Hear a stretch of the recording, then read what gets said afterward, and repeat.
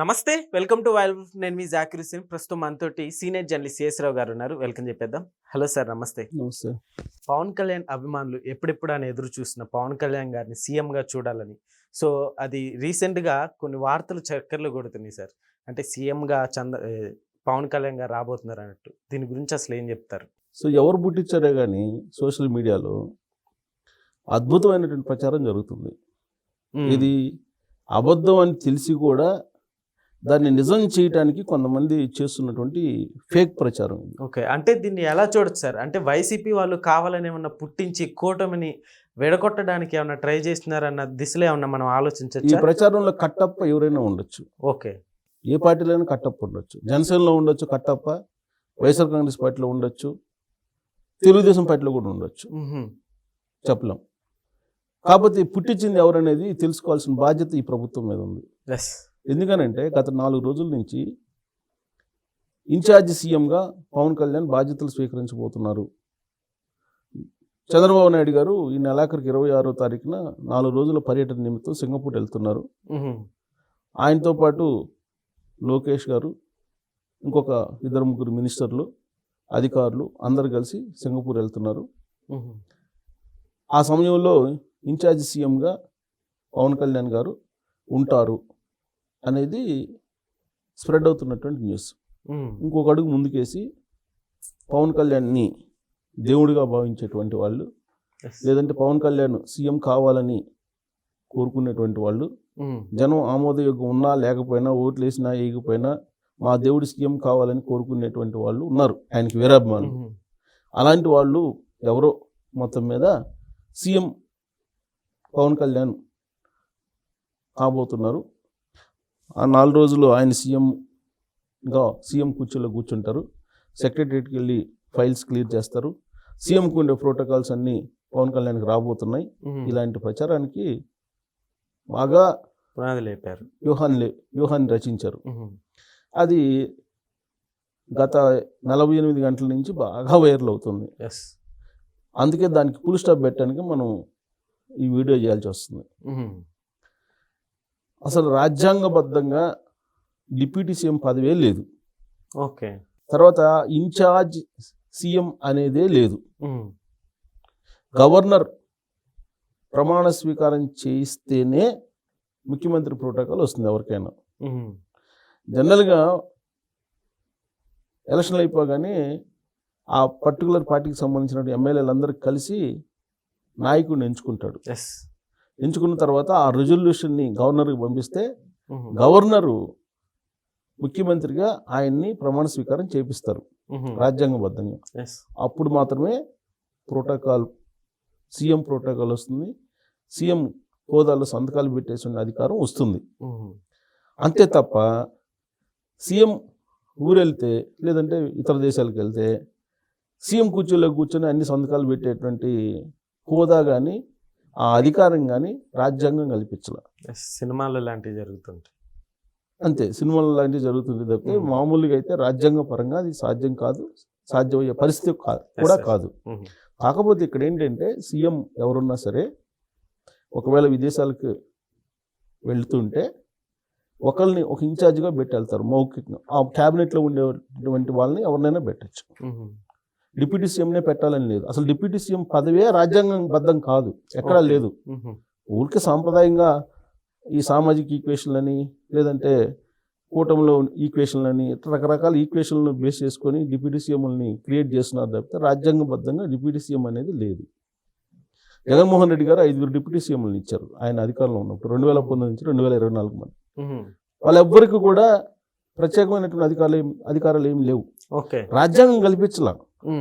రాజ్యాంగం కల్పించినప్పుడు ప్రత్యేకంగా ఎవరు ఇవ్వలేరు కదా. సో కాబట్టి క్యాబినెట్లో ఉండేటువంటి వాళ్ళని ఎవరినైనా సరే ఒక ఇన్ఛార్జిగా మౌఖికంగా విచక్షణ అధికారాలతో, ముఖ్యమంత్రికి ఉండేటువంటి విచక్షణ అధికారాలతోటి ఇన్ఛార్జిగా ఉండమని చెప్పి వెళ్ళొచ్చు తప్పితే రాజ్యాంగబద్ధంగా ఆయనకి ఇన్ఛార్జిగా ఉండమని చెప్పారు కాబట్టి ఎలాంటి ప్రోటోకాల్ కానీ ఎలాంటి అధికారాలు కానీ రావు, వచ్చే అవకాశం లేదు. ఒకటి. 2, చంద్రబాబు నాయుడు గారు ఇంతకుముందు దావోస్ వెళ్ళారు. ఆ దావోస్కి వెళ్ళేటప్పుడు లోకేష్ గారు కూడా వెళ్ళారు. మినిస్టర్లు కూడా వెళ్ళారు. అక్కడ కూడా 4 రోజులు ఉన్నారు. మరి అప్పుడు ఇవ్వనటువంటి ఇన్ఛార్జి సీఎం ఇప్పుడు ఎందుకు ఇస్తారు అసలు? సింగపూర్ వెళ్ళేటప్పుడు ఇవ్వాల్సిన అవసరం లేదు కదా. అసలు ఏ సందర్భంలో ముఖ్యమంత్రి విచక్షణాధికారాలు ఉపయోగించి ఇవ్వచ్చు, లేదంటే ముఖ్యమంత్రి తప్పుకొని ఇవ్వాలి ఇస్తే అసలు ఎలాంటి టైంలో అలాంటి పరిస్థితి ఉందా? ఉందంట లేదు కదా. సో వాస్తవంగా ఏంటి ఆర్టికల్ ఏం చెప్తుందనంటే, రాజ్యాంగంలో article 164(1) of the Indian constitution, దీని ప్రకారం ఏంటంటే ముఖ్యమంత్రిగా నియమించాలంటే సర్వ హోదాలు, ప్రోటోకాలు లేక అధికారిక సంతకాలు ఇవన్నీ జరగాలంటే గవర్నర్ ద్వారా ప్రమాణ స్వీకారం చేయాలి ముఖ్యమంత్రి. ఏ వ్యక్తి అయినా ముఖ్యమంత్రిగా అయితే అప్పుడే అధికారికంగా ముఖ్యమంత్రి హోదా లభిస్తుంది. అది ఒక రోజైనా ఒక నిమిషమైనా గవర్నర్ ద్వారా అపాయింట్ అయితేనే ముఖ్యమంత్రి హోదా వస్తుంది. 4 రోజుల పాటు నేను విదేశాలకు వెళ్తున్నాను, నీకు ఇచ్చేస్తున్నానంటే ఇది కుదరదు. అదే వ్యక్తిగతమైనటువంటి షేరింగ్ కాదు అది. అదేదో చంద్రబాబు నాయుడు గారిది, పవన్ కళ్యాణ్ గారి ఇష్టం కాదు. దాని రాజ్యాంగం ఉంది, ఆ రాజ్యాంగాన్ని అనుసరించాలి చంద్రబాబు నాయుడు గారు కానీ, లేదా పవన్ కళ్యాణ్ గారు కానీ, లేదా ఇంకొకరైనా. ఇక ఒకవేళ డిప్యూటీ సీఎంకి 4 ఇవ్వాలని అంటే, ఒకవేళ ఇవ్వాలంటే సీఎం ఎలాంటి పరిస్థితుల్లో ఇస్తారంటే, సీఎం అనుకోకుండా ఏదన్నా ప్రమాదానికి గురైనా లేదా అనారోగ్యానికి గురై ఎక్కువ రోజులు కోమా, వెంటిలేటర్లోకి వెళ్ళిపోవటం ఇలాంటప్పుడు, తర్వాత ముఖ్యమంత్రి రాజీనామా చేసినప్పుడు, అధికార పార్టీ తమ ముఖ్యమంత్రి అభ్యర్థిని మార్పు చేసేటట్టు పార్టీ అధ్యక్షుడు నిర్ణయం తీసుకున్నప్పుడు, పార్టీ అధ్యక్షుడు నిర్ణయం తీసుకోవాలి. ఇక రాజకీయపరమైన అస్థిరత ఏర్పడినప్పుడు, పార్టీలో ఎమ్మెల్యేలంతా ఒక జట్టుగా ఏర్పడి సీఎం మీద అసంతృప్తి ఉందని కనుక అప్పుడు తెలిస్తే కొత్త నాయకుడిని ఎన్నుకుంటారు. అది ఎన్టీఆర్ వెబ్సైట్లో మనం చూసాం. ఎన్టీఆర్ వెబ్సైట్లో ఎమ్మెల్యేలంతా సంతకాలు చేసి అదంతా గవర్నర్కి మెజారిటీ ఎమ్మెల్యేలు మా నాయకుడు ఈయన అని చెప్పి ఇస్తే అప్పుడు సాధ్యం అవుతుంది. అంతే తప్ప అప్పుడు ముఖ్యమంత్రి చేత ప్రమాణ స్వీకారం గవర్నర్ చేయించాలి. అప్పుడు కూడా అప్పుడే వస్తుంది. సో కాబట్టి ఇది ప్రోటోకాల్ ప్రకారం. అయితే 4 రోజుల పాలన అధికారుల చేతుల మీదుగా ఎప్పటిలాగానే పాలన మాత్రం అధికారుల చేతుల మీదుగా జరుగుతుంది. ఇది ఒకవేళ చంద్రబాబు నాయుడు కనుక 4 రోజుల పాటు సీఎం హోదాలను అధికార పట్టిన ఎత్తికరణ పట్టిన చేసి వస్తారు. కాబట్టి ఈ 4 రోజులు అధికారులు పరిపాలన చేస్తారు, చీఫ్ సెక్రటరీ లేదంటే అది. కాకపోతే ఏంటంటే అత్యవసరమైన కొన్ని ఉంటాయి, ముఖ్యమైన నిర్ణయాలు తీసుకునే సందర్భంలో ముఖ్యమంత్రికి ఎవరు అంటారో వాళ్ళ ఆదేశాల ప్రకారం ఇక్కడ ఉండేటువంటి వాళ్ళు, ఆయన ఎవరైతే అనుకుంటారో పవన్ కళ్యాణ్ లేకపోతే ఇంకొకళ్ళు మినిస్టర్లు, ఆ సమస్య మీద స్పందించి దాన్ని చక్కదిద్దే ప్రయత్నం చేయొచ్చు. అది కూడా ముఖ్యమంత్రి హోదాలో ఇది కాదు.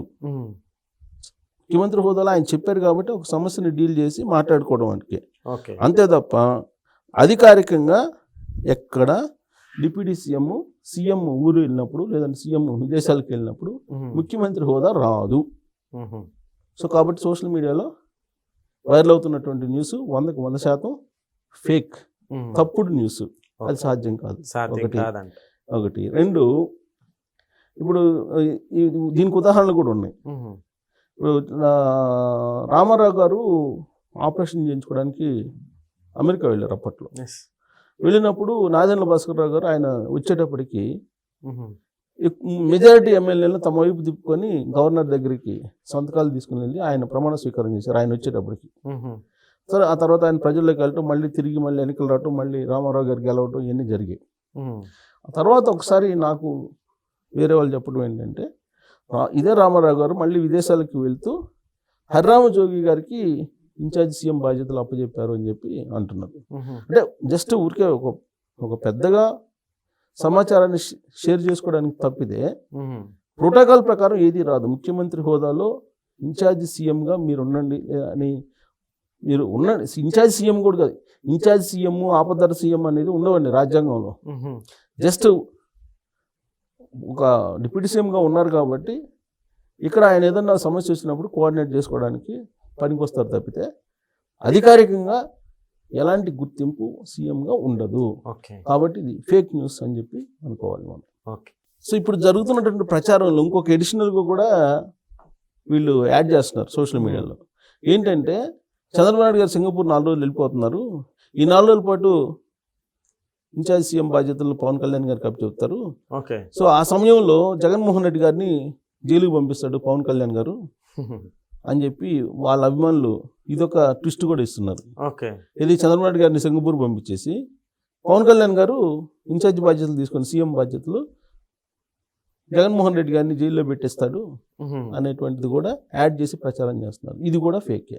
ఓకే ఇది కూడా ఫేక్ అంటారు. సో అంతే కదా, కూటమి ఉన్నప్పుడు ఢిల్లీ పెద్దల సహకారం, ఢిల్లీ పెద్దల ఆదేశం లేకుండా అసలు మాజీ సీఎంని అరెస్ట్ చేయటువంటి, అందులో ఒక పార్టీ అధ్యక్షుని అరెస్ట్ చేయటువంటి జగన్మోహన్ రెడ్డి గారిని అంత ఈజీ కాదు కదా. లా అండ్ ఆర్డర్ సిచ్యువేషన్ ఇవన్నీ చూసుకోవాలి కదా. ఎస్ కాకపోతే సినిమాటిక్గా వీళ్ళు ఆలోచిస్తూ ఆ ట్రోల్స్ చేస్తున్నారా, దాంట్లో వాస్తవం లేదనుకోవాలి. ఎస్ నమస్తే.